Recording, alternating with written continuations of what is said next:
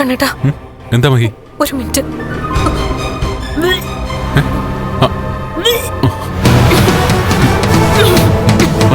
മഹി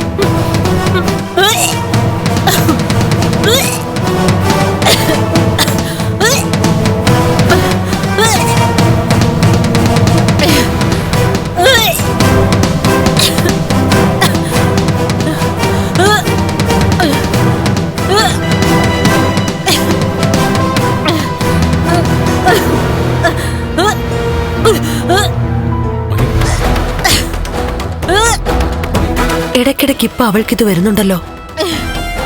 നമ്മളെ സങ്കടപ്പെടുത്തിയതിന് ദൈവം കൊടുത്ത. മഹി എങ്ങനുണ്ട്? എന്താ മഹി, കുഴപ്പമല്ലോ ഉണ്ടോ? കുഴപ്പമൊന്നുമില്ല കണ്ണേട്ടാ.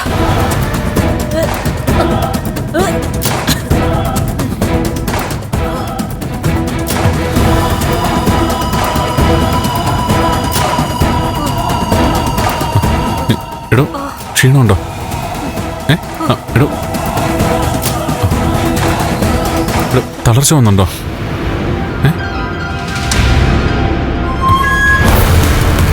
ഹോസ്പിറ്റലിൽ വല്ലതും പോണോ? അമ്മേ, കാലനങ്ങുന്നുണ്ടോ?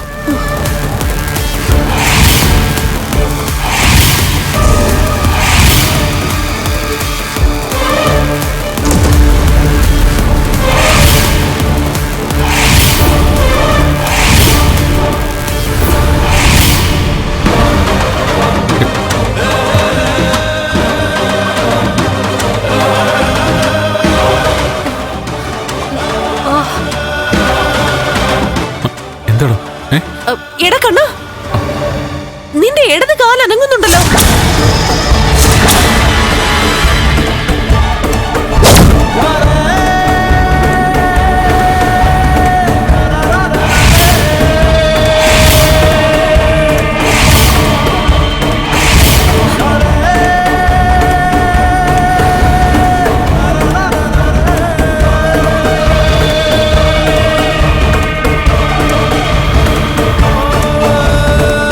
അതെ, അനങ്ങുന്നുണ്ട്. അത് ഇന്ന് രാവിലെ സംഭവിച്ച പ്രതിഭാസമാണ്.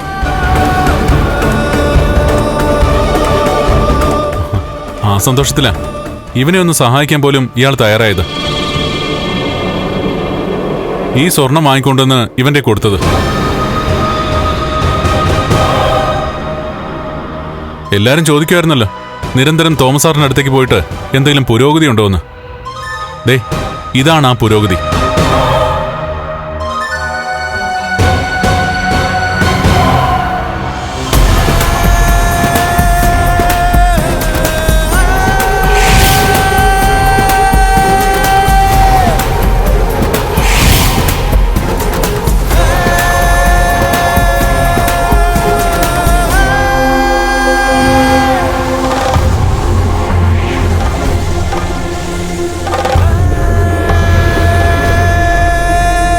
അതുകൊണ്ടാ സാറിന്റെ അരികിലേക്ക് ഇടയ്ക്കിടയ്ക്ക് ഞങ്ങൾ പോകുന്നത്. എന്റെ 2 കാൽവിരലുകളും ഇപ്പൊ അനങ്ങുന്നുണ്ട്. പാദം ചലിപ്പിക്കാനേ എനിക്കിപ്പോ പറ്റുന്നുണ്ട്. ആ ചലനശേഷി കൂടിക്കൂടി വന്നാ ചിലപ്പോ എനിക്ക് നടക്കാൻ കഴിഞ്ഞെന്ന് വരും. എന്താ, അത് വേണ്ടേ? എന്ന് ഞാൻ ഇങ്ങനെ തന്നെ ഇരുന്നാ മതിയോ?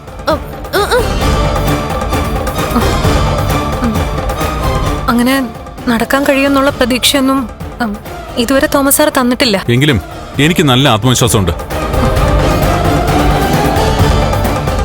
ഇത്രയൊക്കെ ഇംപ്രൂവ് ചെയ്ത സ്ഥിതിക്ക് ഇനി ബാക്കിയൂടെ ദൈവം തരുമെന്ന്. അത്രത്തോളം താൻ എനിക്ക് വേണ്ടി പ്രാർത്ഥിക്കുന്നില്ലേ?